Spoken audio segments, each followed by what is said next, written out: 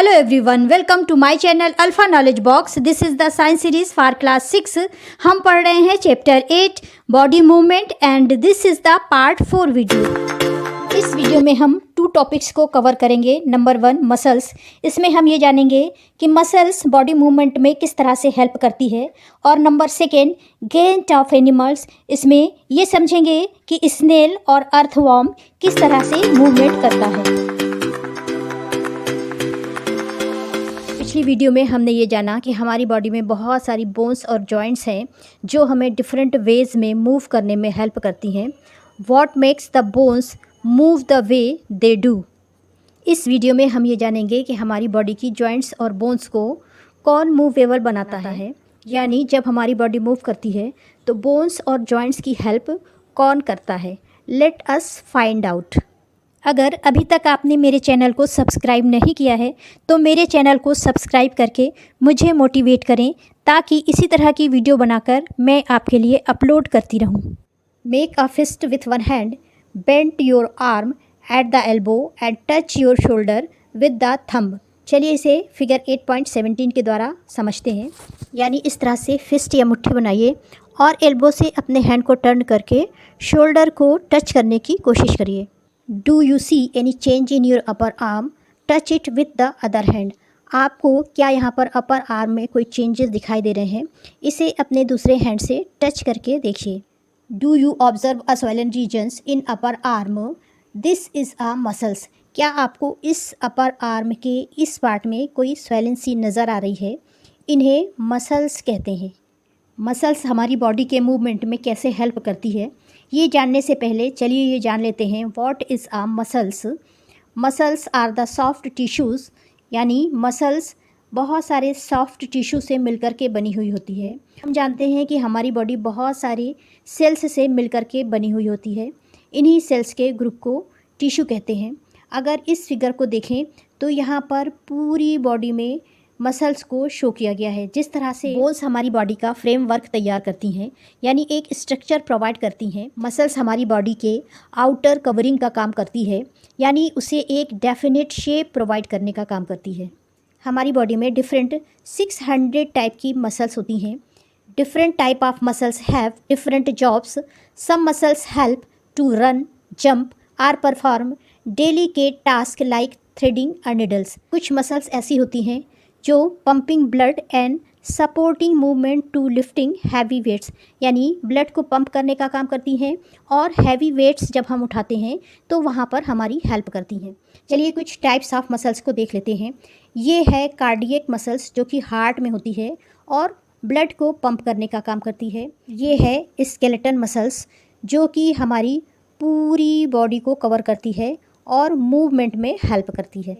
ये हैं smooth muscles और ये हमारे पूरे डाइजेस्टिव सिस्टम्स में होती हैं जो कि हमारी इंटेस्टाइन्स और डाइजेस्टिव सिस्टम्स के पार्ट को फैलाने और सिकोड़ने का काम करती हैं.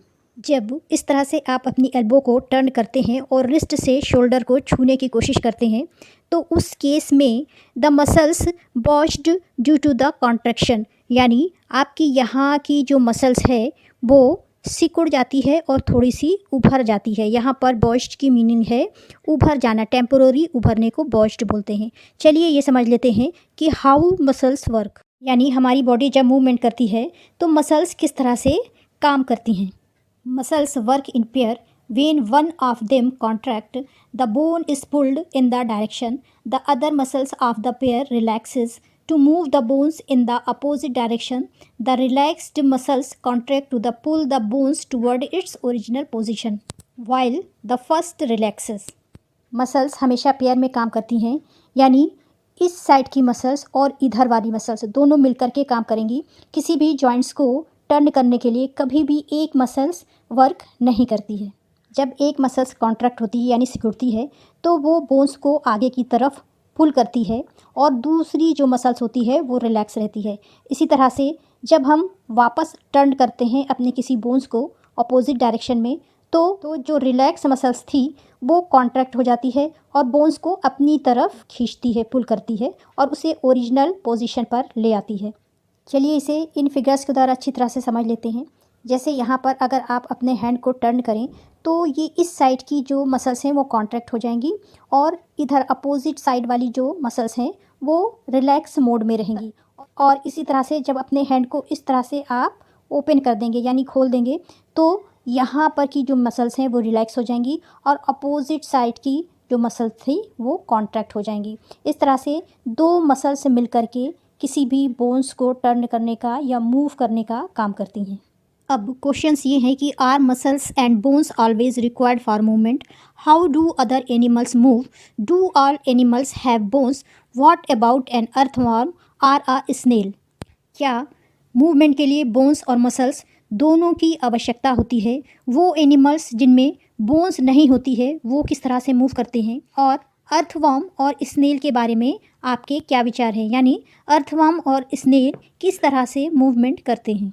Let us study the manner of movement that is the gait of some animals.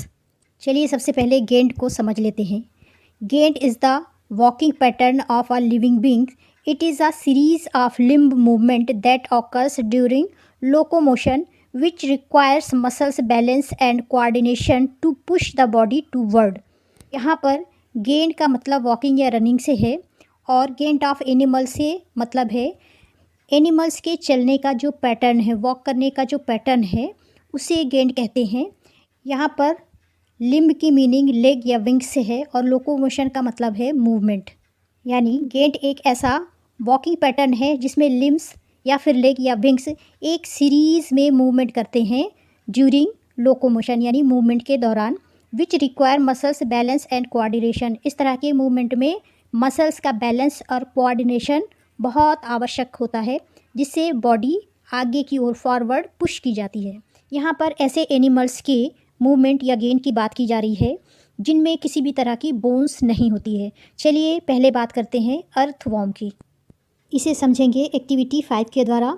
Observe an earthworm moving on soil in a garden. बगीचे में चलते हुए एक अर्थवर्म का ऑब्जर्वेशन कीजिए। Gently lift it and place it on a piece of blotting और filter paper. उसे उठा करके एक ब्लॉटिंग पेपर या फिल्टर पेपर के ऊपर रखिए। Observe its movement figure 8.18। इस फिगर की तरह उसके मूवमेंट को ऑब्जर्व करिए। Then place it on a smooth glass plate or any slippery surface. इसके बाद उसे उठा करके एक स्मूथ प्लेट पर, चिकनी प्लेट पर रखिए या फिर ऐसी सरफेस पे रखिए जो स्लिपरी हो यानी फिसलती हुई हो। Observe it movement now. और उसके मूवमेंट को अच्छे से ऑब्जर्व करिए। Is it different from that on a paper. क्या इसका मूवमेंट जब आपने उसे फिल्टर पेपर पर रखा था तब और स्लीपरी प्लेट पर रखने पर डिफरेंट है? In which of the above two surface do you find that the earthworm is able move easily? क्या यहाँ पर आप ये ऑब्जर्व कर सकते हैं कि वो इन दोनों सरफेस में से किस में से आसानी से मूव कर रहा था? The body of an earthworm is made up of many rings joined end to end. अगर आप इस पिक्चर को ध्यान से देखें तो यहाँ पर इसकी पूरी बॉडी में इस तरह से रिंग्स बने हुए हैं और ये सारे रिंग्स एक दूसरे से जुड़े हुए हैं। An earthworm does not have bones, it has muscles which help to extend and shorten the body. इसके साथ साथ अर्थवर्म में किसी भी तरह की कोई बोन्स नहीं होती है। इसकी पूरी बॉडी मसल्स से मिलकर के बनी हुई होती है और ये मूव करने के लिए अपनी बॉडी को एक्सटेंड करता है और फिर उसके बाद शॉर्ट कर लेता है। चलिए अर्थवर्म के मूवमेंट को वीडियो के द्वारा अच्छी तरह से समझ लेते हैं। अगर इस वीडियो में आप अर्थवर्म के मूवमेंट को देखें तो ये during movement the earthworm first extend the front part of the body. ये सबसे पहले अपने बॉडी के फ्रंट पार्ट को एक्सटेंड करता है। उसके बाद keeping the rear portion fix to the ground और अपने थोड़े से पोर्शन को ग्राउंड पर फिक्स करता है। Then it fix the front end release the rear end. इस प्रोसेस में वो अपनी बॉडी को शॉर्ट करता है और बॉडी को आगे की तरफ पुल करता है। Repeating such muscles expansion and construction the earthworm can move through soils. इस तरह के अपने मसल्स के एक्सपेंशन और कॉन्स्ट्रक्शन के द्वारा ये सॉइल पर मूवमेंट करता है और ये अपनी बॉडी पर बने हुए रिंग्स के द्वारा ये मूवमेंट को कर पाता है। इस तरह के मूवमेंट के दौरान its body secretes a slimy substance to help the movement. इसकी बॉडी से एक चिपचिपा सा सब्सटेंस निकलता है जो इसे आगे मूवमेंट में हेल्प करता है। अब क्वेश्चन ये है कि how does it fix part of its body to the ground. ये अपनी बॉडी को ग्राउंड पर कैसे फिक्स करता है। Under its body it has a large number of tiny bristles. इसकी बॉडी में बहुत सारे छोटे छोटे से ब्रिस्टल्स यानी हेयर लाइक स्ट्रक्चर्स होते हैं जो कि सॉइल में अच्छी तरह से ग्रिप बनाते हैं और इसके मूवमेंट में हेल्प करते हैं। नेक्स्ट एनिमल है स्नेल। इसे समझेंगे एक्टिविटी 6 के द्वारा। Observe a snail in your garden or a field. किसी स्नेल को एक गार्डन या फिर बगीचे में ऑब्जर्व करिए। Have you seen the rounded structure on its back figure 8.19। Figure 8.19 की तरह या फिर इस फिगर की तरह क्या इसके बैक में आपको कोई राउंड शेप में स्ट्रक्चर दिखाई दे रहा है। This is called the shell and it is the outer skeleton of the snail. ये शेल कहलाता है और ये स्नेल का आउटर स्केलेटन है। इसका स्केलेटन ह्यूमन बॉडी या फिर किसी एनिमल्स की तरह नहीं होता है। इसके स्केलेटन में बोन्स नहीं होती हैं। ये एक सिंगल यूनिट एनिमल्स है। इसकी ये बॉडी सॉफ्ट मसल्स से बनी होती है, इसलिए इसकी सेफ्टी के लिए इस तरह की इसके पास आउटर कवरिंग होती है जिससे ये अपनी बॉडी को सेफ रखता है और ये स्केलेटन इसके मूवमेंट में किसी तरह से हेल्प नहीं करता है। ये मूवमेंट के लिए it help to be dragged along. ये अपनी बॉडी को मूव करने के लिए ड्रैग करता है यानी घसीट करके चलता है। इसको समझने के लिए आप एक एक्टिविटी को परफॉर्म करिए।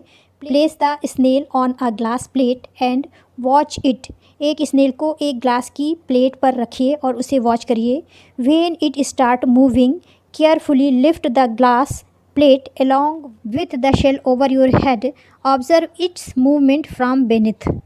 शेल को कांच की प्लेट पर रखकर इसका ऑब्जर्वेशन करिए। जब ये मूवमेंट शुरू करे तो केयरफुली इस ग्लास की पट्टी को अपने हाथों से सिर से थोड़ा ऊपर करिए और इसके मूवमेंट का ऑब्जर्वेशन करिए। A thick structure and the head of the snail may come out of an opening in the shell. जब इसका शेल ओपन होता है तो उससे एक थिक स्ट्रक्चर और हेड बाहर आता है। ये थिक स्ट्रक्चर स्नेल का लेग है। चलिए इसे और अच्छी तरह से वीडियो के द्वारा समझते हैं। इस वीडियो में अगर आप स्नेल को ऑब्जर्व करें तो इसके नीचे का जो थिक स्ट्रक्चर है ये इसके लेग्स हैं जिसकी हेल्प से ये मूव करता है। इसके ये लेग्स बहुत ज़्यादा स्ट्रॉन्ग मसल से बने हुए होते हैं। अगर आप ऑब्जर्व करें तो इसका मूवमेंट कितना स्लो है यानी बहुत धीरे धीरे ये ड्रैग करके चलता है। इसकी बॉडी में अर्थवर्म की तरह किसी भी तरह का एक्सपेंशन या कॉन्स्ट्रक्शन नहीं होता है। अगर ग्लास की प्लेट पर रख करके इसके मूवमेंट को देखा जाए तो इसका मूवमेंट या मोशन वेवी होता है यानी इसके फुट वेव की तरह आगे बढ़ते हैं। This is the end of video. Next video में हम कॉकरोच, फिश और बर्ड के मूवमेंट को समझेंगे। Thanks for watching. अगर आपको ये वीडियो अच्छी लगी हो तो लाइक, शेयर और सब्सक्राइब करें।